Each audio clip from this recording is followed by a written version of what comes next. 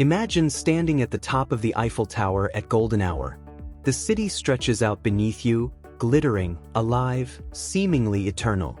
75 years ago, a writer sitting in a cafe below might have called this the most human city on Earth. And maybe it was. But something has shifted.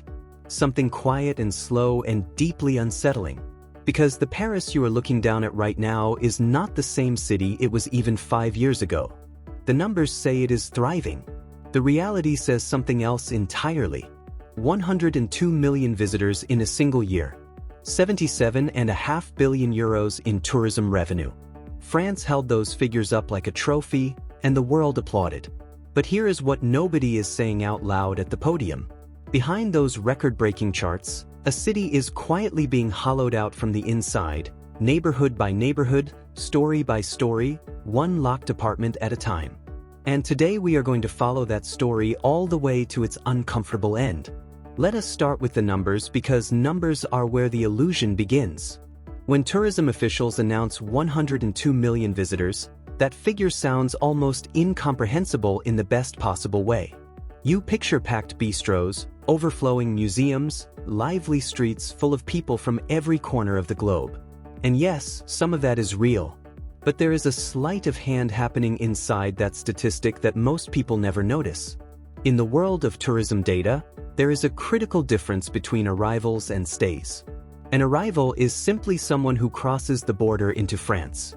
A stay means someone actually spends nights in commercial accommodation. And out of 743 million overnight stays recorded across France, independent analysts estimate that more than half of those nights happened not in hotels or registered guest houses, but in private homes, borrowed apartments, and platforms operating completely outside the traditional hospitality system. So what are we actually measuring when we celebrate that headline number? We are counting shadows at the gate, not guests at the table. Domestic tourism, which used to drive roughly 70% of France's tourism economy, is quietly retreating. Ordinary French people are tightening their belts, spending less, staying closer to home, or simply not traveling at all. The gap they leave behind is being filled by waves of international visitors who arrive in large numbers but spend differently, stay in non-commercial spaces, and leave behind a very different economic footprint than the rosy reports suggest. And then there is the Olympic hangover. The 2024 Paris Olympics were supposed to be a launchpad, a moment that would cement Paris as the world's premier destination for a generation. Instead, what followed was a strange dispersal effect. Tourists came, but they spread outward into Greater Paris, into satellite towns and suburban venues, leaving eerie vacancy pockets right in the historic city center where hotels expected their biggest season ever. The headlines kept reading record numbers. The hotel managers kept staring at half-empty booking calendars. Something had gone deeply out of alignment, and it was not a temporary glitch. It was a structural shift nobody wanted to admit was happening. Now let us walk away from the spreadsheets and into the airport, because if you want to feel the real temperature of Parisian tourism, Charles de Gaulle will tell you things that no press release ever will. There is a phenomenon happening in those terminals that I find genuinely eerie. The passenger counts are still enormous. Hundreds of millions move through French airports annually. But if you walk those corridors today, something feels wrong in a way that is hard to immediately articulate. The buzz is gone. The sense of energy and arrival and human friction that used to define a great international airport has been replaced by something cleaner, colder, and somehow lonelier. Part of this is technology doing what technology does. Biometric passport systems and automated border controls have eliminated the long shuffling queues that, believe it or not, were part of what made an airport feel alive. People have not disappeared. They have simply become invisible to each other, processed efficiently by machines that have no interest in the human experience of travel. But technology is only half the story. The other half is money. In March 2025, France introduced a new aviation solidarity tax that sent shockwaves through the low-cost airline industry. Domestic passengers saw their per ticket levy jump from roughly €2 to over 7. International travelers faced charges of €15 per ticket on top of existing fees. For budget carriers operating on paper-thin margins, this was not an inconvenience. It was an existential calculation. Ryanair responded by cutting 13% of its French capacity, removing approximately 750,000 seats from the market in a single move. Regional airports that had built their entire business model around low-cost connectivity suddenly found themselves without anchor carriers. Places like Bergerac and Strasbourg, which once served as affordable gateways linking smaller French cities to European capitals, began facing the very real possibility of becoming quiet relics. And layered on top of all of this came the climate policy push to ban short-haul domestic flights, a genuinely well-intentioned environmental initiative that nonetheless pulled another strand out of the already fraying fabric of domestic air connectivity. Then came the air traffic control strikes last summer. Over 3,700 flights delayed per day at peak disruption. Around 1 million passengers stranded across terminals that suddenly felt less like hubs of global movement and more like very expensive waiting rooms.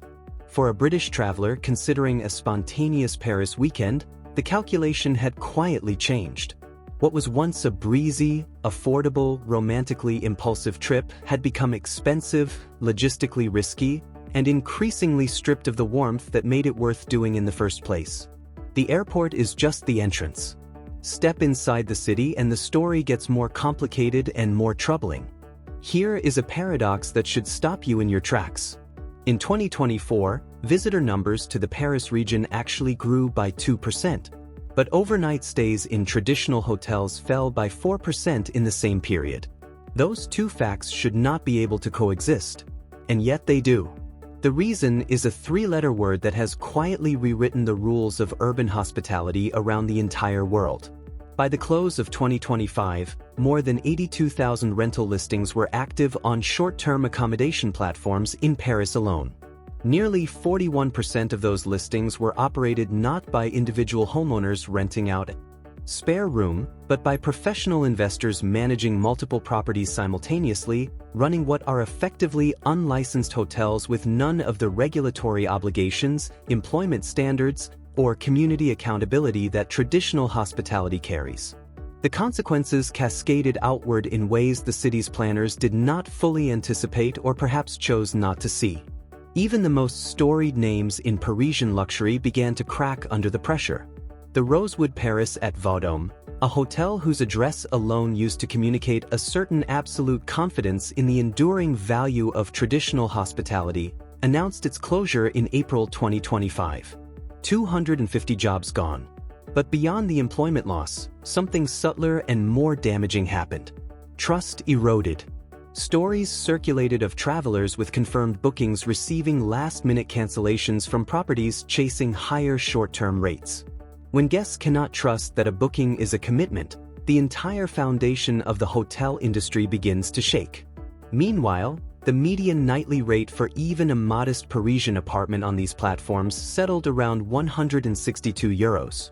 Budget accommodation as a category has effectively been priced out of existence in central Paris. And the most devastating statistic of all sits quietly behind all of this. Approximately 19% of Paris's total housing stock, around 262,000 apartments, now has no permanent resident. These are not empty buildings. They are fully furnished, actively maintained, profitably rented spaces. They just no longer house people who call Paris home.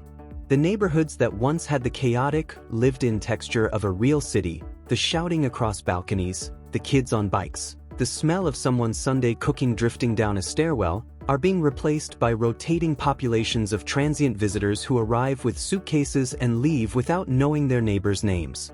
Now I need you to hold that image because the next chapter is the one that keeps me up at night. Paris's restaurant and hospitality industry is desperately trying to fill 210,000 open positions. The tourism sector accounts for 12% of total employment across the city. By every economic measure, this should be a jobs boom, a moment of genuine opportunity for working people. But there is a question that the hiring managers cannot answer, a question so basic it should be embarrassing. Where are these workers supposed to live? Housing costs in central Paris have climbed so far beyond the reach of service industry wages that the city has created something that sounds like a contradiction but is happening in plain sight. The working homeless. Around 1/4 of the people sleeping rough in Paris on any given night have regular employment. They clean the apartments. They carry the plates. They smile at the guests. And when their shift ends, they do not go home because they cannot afford a home anywhere near where they work. Some sleep in cars. Some rotate through emergency shelters. Some have built informal arrangements in the outer arrondissements that cost them hours of commuting each day, time that quietly eats away at everything else in their lives. The short-term rental boom has replaced stable hotel employment with fragmented gig economy contracts. Instead of being a salaried employee of a hotel with sick days and a pension contribution, a cleaner in 2025 is likely a self-employed contractor for a property management company, paid per turnover with no guaranteed hours, no benefits, and no path to stability. They serve guests they never meet. They communicate through apps. They receive wages that inflation is steadily making meaningless. A city that cannot house the people who operate it is not a functioning city. It is a stage with overworked, underpaid actors performing prosperity for an audience that flies home without ever understanding the cost of the show. And some of those actors have quite literally set up camp on the stage itself. The January 2026 Solidarity Survey, the annual count of people without shelter in Paris, recorded 3,857 people sleeping without a roof on a single winter night. That was a 10% increase from the year before. But the raw number is not the part that hit hardest. What struck observers was the emergence of organized tent cities, clusters of gray-green shelters housing around 720 people in concentrated encampments along canal banks, under ring road overpasses, and at major rail station entrances. Over 200 people sheltering inside the metro system. More than 400 clinging to the slopes beneath the peripherique. These are not temporary disruptions waiting to be resolved. They are the physical expression of a housing market that has been systematically stripped of its capacity to shelter the city's own population. Paris lost approximately 180,000 private rental apartments from its long-term market over recent decades. The platforms absorbed them. The speculators warehoused them. The renovation projects gentrified them into a price bracket that only the wealthy can access. And the people who were living in them, or who needed to move into them, were pushed outward into an ever-expanding ring of impossibility. Evictions at the encampments happen periodically. Police arrive, tents come down, people move 3 streets over, and the cycle restarts. The authorities are not solving the problem. They are rearranging it, keeping it just out of the frame of the postcard. Now, to be fair, those authorities are not simply standing by. They have been fighting back, and some of their measures represent genuinely serious intent. In February 2026, a Paris court issued a fine of 150,000 euros to an illegal short-term rental operator, the largest such penalty ever recorded in France. New national regulations introduced at the start of 2025 created a mandatory online reporting system for all short-term rentals and raised maximum fines for unlicensed operators to 100,000 euros. These are not symbolic gestures. They represent a real escalation in the regulatory battle. But the enforcement gap remains enormous. At the close of 2025, more than 48,000 entire apartments were still openly listed on major platforms, most of them operating in a legal gray area that the new systems had not yet caught up with. The economics make compliance optional for operators with enough capital to absorb occasional penalties as a cost of doing business. When the profit from a single well-located Parisian apartment running as an illegal short-term rental can generate returns that dwarf any realistic fine, the regulatory math simply does not add up. And while the fines grab headlines, the social housing pipeline remains underfunded, the renovation projects continue to push lower-income residents further from the center, and the structural causes of the crisis deepen quietly beneath the noise of the enforcement announcements. What we are witnessing in Paris has a name, and it is one that urban theorists have been warning about for decades. Disneyfication. The transformation of a living city into a curated experience designed entirely around the appetite of visitors and the profit calculations of global capital. After the Olympics, hotel room rates in Paris jumped 111%. Revenue per available room surged by 147%. Those figures sound like triumph. What they actually represent is a price wall that has permanently excluded the middle. The small fromagerie on the corner that has been there since 1962 cannot pay the new commercial rent. The independent bookshop that used to double as a neighborhood meeting place is now a luxury fragrance boutique. The corner cafe where philosophers once argued over coffee that cost the equivalent of 50 cents is now a branded concept space charging 18 euros for a lavender oat flat white. The texture of Paris, the actual lived human texture of the place, is being sanded smooth to create a surface that photographs beautifully and means nothing. And the city is becoming dangerously dependent on the very international high-end clientele it has reorganized itself to attract. That demographic is fickle. It is sensitive to geopolitical tension, to economic uncertainty in distant markets, to the simple novelty of a newer, fresher destination that has not yet been polished into blandness. When that clientele pivots, Paris will discover that it has traded a diverse, resilient, locally anchored tourism economy for a fragile monoculture with no safety net. We started this journey with a number: 102 million. It seemed like evidence of vitality, proof that Paris was not just surviving but dominating. But we have walked through the empty airport corridors and the sealed hotel lobbies. We have met the cleaners sleeping in cars and the families living in tents within walking distance of billion-euro construction projects. We have watched neighborhoods lose their souls one short-term listing at a time. And we are left with a question that the revenue charts are completely unequipped to answer. What is a city actually for? Is Paris for the 102 million who pass through it?